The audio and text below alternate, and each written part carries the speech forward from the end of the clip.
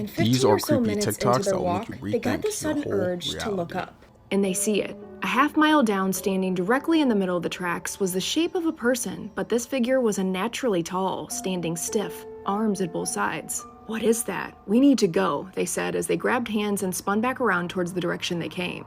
They walked briskly for about a minute, and then the girl turned around to see this figure was now much closer. It was like he suddenly jumped half the distance between where he originally was. The girl screamed, and then they began sprinting, and a few moments later, she sneaked another look back over her shoulder. And there he was, now only one boxcar away. The unnaturally tall person was mere feet from them. The student who took the photo, he eventually went missing that night, so they did an emergency break of his iCloud and they found the final photo. In the center of that picture, you would see that he was not alone in that room. What the heck is this? Mysterious creature floats in a river near a village in Indonesia. I have like 5 cars following me. Okay, you know the people that are following you? No, I don't. I think they're but they're driving really reckless. I'm back, it's boy FITCI to the E, and today we're going to take a look at this video together. So grab your water, popcorn, whatever you want. If you guys like the chain, remember that these chains are free for limited time only, so check the link down in the description. The strangest feelings that I can imagine is just feeling like your reality isn't very real. There's a very strange event that took place in Duluth, Minnesota in 1988 where every single TV in this town turned on by itself at the exact same time. This was the image that flashed on the screen for exactly 4 minutes. It did move, and what's even eerier is that it actually spoke and would repeatedly say it was stuck between realities. It happened in like every single household, and it was quick, but there were some people who were able to get pictures of their screens. At some point, everybody thought this was some kind of elaborate prank until this happened. State troopers and government officials came into Duluth and privately removed TVs from almost every household and then compensated everybody, and nobody really knew why. State officials would eventually claim this was for security reasons, but a lot of people questioned, was this a prank or was this something else? Could have been a prank, could have been something else. It definitely might have been something else, man. Bro was probably just booted off the mushrooms. It's always weird to me when the government always has to come in and just clean everything up. It just makes it look way more suspicious than it kind of already is. This is why rental houses terrify me. So Paula was staying at an Airbnb outside of Detroit by herself. Her job had sent her there for training. And immediately in the house, she starts feeling like something is off. There was always weird shadows outside the windows, and she would hear footsteps on the roof really late at night. She ends up locking herself outside of the rental the next day, but it's not a huge deal because the property manager actually lives in the house next to it. So she asks him about the footsteps she hears on the roof at night, and he says that they have lots of raccoons in the area, but she kind of knows that it's not a raccoon. He lets her back into the house and tells her that her keys are on the bedside table, which that's kind of weird. How did he know that? Another thing about the property manager is he's an older gentleman, so he listens to his TV on full volume like all night, and she can hear it from her house. So the next night, it's kind of the same thing. Weird shadows outside the window, creaking on the roof, and then her neighbor's insanely loud television. And Paula decides that she's had enough, so she opens her side door to go over to her neighbor's house to tell him to knock it off. And that's when she stops in her tracks. She can see his TV through the window. And on it is Paula, standing at the door, looking out the window. And then she sees him get up out of his chair, walk over to the window, and smile at her. Here's some of the scariest things that have happened on live TV.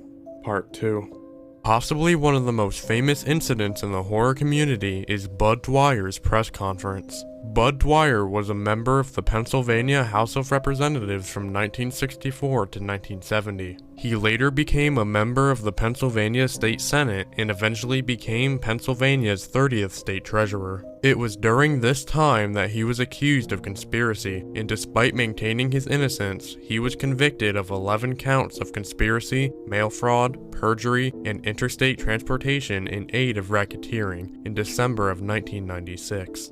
The day before his sentencing, he held a press conference to read a statement he prepared.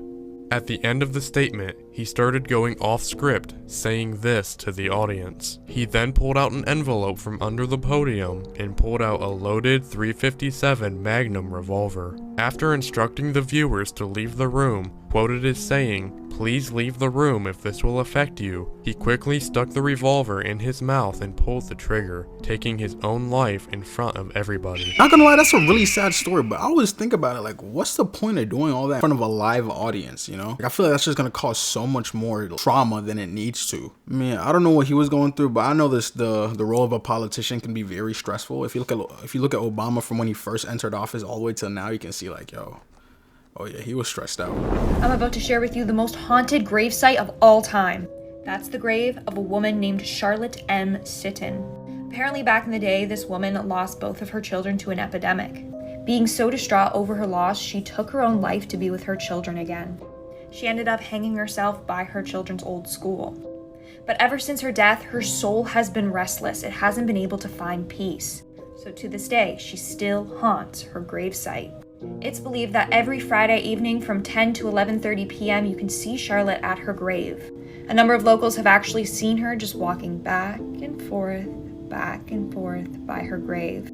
She also likes to visit her children's graves and has been seen there holding flowers and weeping over them. Are you brave enough to visit this gravesite? Let me know in the comments below. I'm trying to figure out the people that saw her holding flowers. How did that look to them? Was it like invisible flowers? Was it actual flowers? Like, did they just see floating flowers? Kind of crazy to me too, because it looked like she just wasted her time. And why did she have to do that right next to the school? Like a school, dude? Come on, bro. Damn, that's crazy. She really did all that and didn't even end up seeing her kids. R.I.P. her and them kids. Take a look at Skrunda 1, a Soviet-era military installation in Latvia turned ghost town. At the height of the Soviet Union, this town was one of Russia's secret military bases. Russia disguised these areas as towns, but actually used them for nuclear research and to conduct military operations. Military members and their families, as well as actual civilians, lived in these apartment complexes. But after the fall of the Soviet Union, Russia decided to leave it completely abandoned because it was too expensive to demolish. And the buildings lie exactly the way they did when it was abandoned. There are rumors that the halls of these buildings are haunted with the ghosts of Soviet soldiers. Today, the site is owned by the Latvian government and you can actually tour it. That might have to be a Fittie video. Oh my goodness, you could tour that? That looks quite interesting. I don't know if I would want to go there though. I'm gonna go there and then I feel like, yo, why is there so much radioactive particles in the air? And then my camera's just gonna explode. Promise you that's what's gonna happen. What would you do in this situation? A few years back, a guy named Jake was out with a hiking group that he had recently joined. He was new to his town in New Hampshire and wanted to make some new friends. He wanted to live in the moment, so he left his cell phone in the car. The group of 12 set out at 3 on a beautiful and remote trail outside of town. An hour in, Jake saw a restroom they were passing. He yelled out, "Hey, I'm gonna use the bathroom, wait for me." But when he got back out, the group was gone. He called out for them, but couldn't find them anywhere. So all alone, he began walking the trail, trying to track down the group, but hours were passing and it was getting darker. He just keeps getting deeper into the woods and more disoriented. It was now dark. He knew the hikers had to have left by now and couldn't find anyone or the parking lot. And he cannot shake the feeling that someone or something is watching him out there. Getting more freaked out and paranoid by the second, he finally spotted another bathroom. He decided to hold up there until sunrise. It was creepy, but he couldn't walk around in the dark anymore. He walked inside, slid down the wall, and tried to get some rest. Shortly after, he was half asleep when he heard something coming from outside.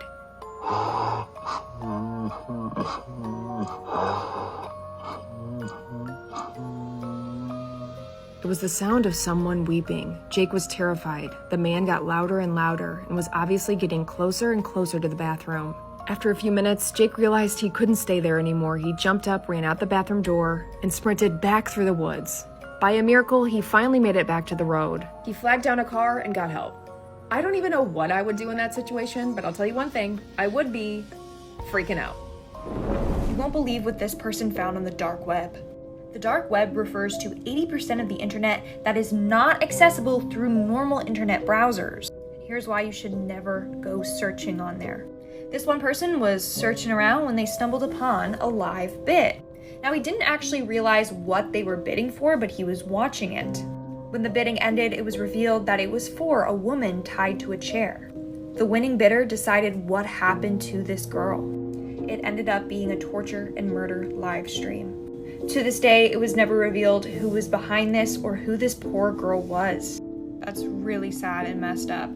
But follow for more sad and messed up content, I guess. Also follow me on YouTube, link in bio.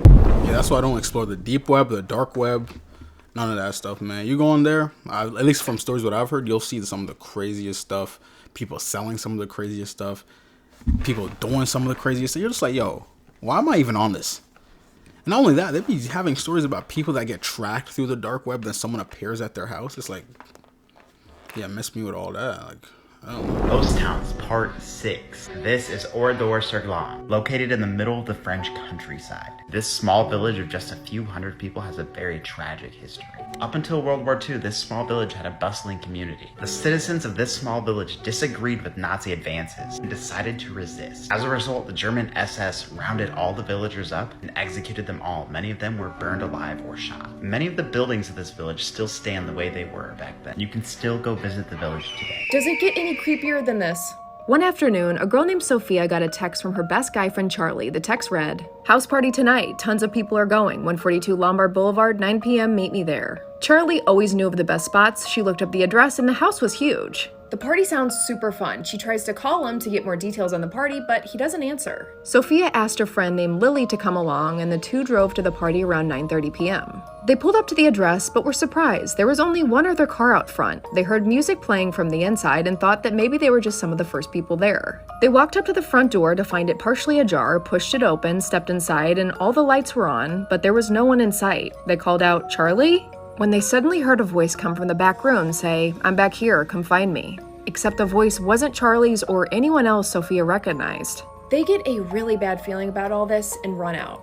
And got these weird messages from Charlie's phone. What was going on? She got home and later that night got a call from Charlie's home phone. She picked up and yelled at him, "Why did you invite me to that party?" Charlie paused for a second and then said, "What party?" As chills ran up her spine, Charlie said, "Sophia, my iPhone was stolen by some creep at the gym this morning. That wasn't me who invited you there." Man, that is scary. That anything could have happened to her. She could have literally got just gone. They've been like, "Yo, where the hell she go?" She's like, "My homie literally told me to come here." And that's scary, dude. That's gonna keep me on edge now. That when people text me like, "Yo, come to this party," I'm like, "Yeah, bro, you gotta snap me a picture of yourself. Make sure to verify it's you." I'm not. This is the truth behind the Tooth Fairy, Part 2. As her door proceeds to open on its own, she realizes that something is standing in the doorway. She squints her eyes to get a better look. That's when she sees yellow glowing eyes, a distorted jaw on this figure, and black wings. That's when she realizes what she's looking at, the Tooth Fairy. She proceeds to hide under her sheets again and starts sobbing. Once she finally sees that the sun has risen, she decides to uncover her head from the sheets. As she peeks at the doorway, nothing is there anymore. She then proceeds to get out of her bed screaming, crying to her parents. But unfortunately, her parents didn't believe her. What would you do in this situation? Hit the plus button for more scary stories. Ghost Towns Part 4. This is Val-Jalbert, located in Quebec, Canada. This town, founded in 1901 by the Jalbert family, was a company town, and its main business was a pulp mill found at the base of this waterfall. The inhabitants of the town were the workers and their families. But the town was short-lived, and was deserted when the mill shut its doors in 1927. Everything in the town, including this mill and over 70 abandoned buildings, were left exactly the way they were. It is now a historical park and tourist center.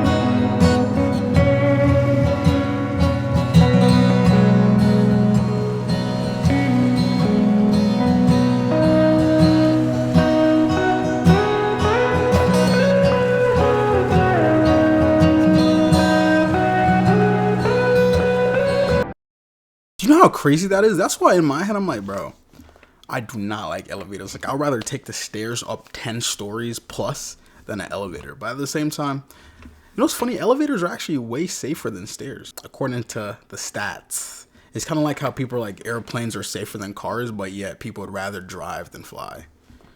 I know, it's crazy stats, but it's really good that that guy was okay, because if that was me, man, I'd be so mad. I'm like, bro, are you serious? Like, when was the last time you guys maintenance the elevator?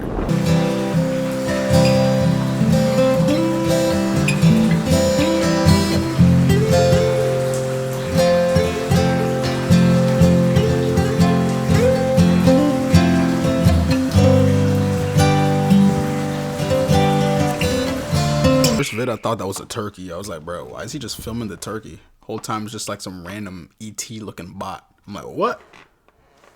Nah, that was insane. These are crazy 911 calls. Hello, I have like 5 cars following me. Okay, you know the people that are following you? No, I don't. I think they're but they're driving really reckless. Okay, so are you sure they're following you, or they're just driving crazy? No, I'm 100% they're following me. Okay, and what's your name? Justin. What's your last name? Johnson. Okay. You're on the southbound 101? Yes. Okay. What type of car are you in? I'm in a Fisker. A what? A Fisker. Fisker. What kind of car is that? It's a Fisker. Okay. Remember to like and subscribe, and if you were in Justin Bieber's position, what would you do? Yes, that was a shorts I made. I've actually been making a lot more shorts now. You know, I feel like I mean, they're getting views, I guess. I feel like some of you guys have been messing with them, but nah, that's funny as hell. He didn't even tell her his real name. He said, I'm Justin Johnson. It sounds like Justin Bieber. You could tell from a mile away that's JB's voice, man. But I feel like as a celebrity, you know, things like that always happen, because someone spots you, the next you know, you have 10 cars following you, and you're like, what? Kind of scary. I feel a low-key bad for celebrities sometimes. They're just like, bro, can people just leave me the freak alone? But, you know, when you get to that level, you're not even here for you no more. You're here for the people. Sad, but hey, that's how it is. Make sure to check the shorts out. Just go on my shorts tab, scroll down a little bit. You should be able to see it. And that was the end of the video. If you guys liked the video, remember to like the video. Check the chains out down in the description for free. Setting up a Patreon for you guys. See y'all in the next one.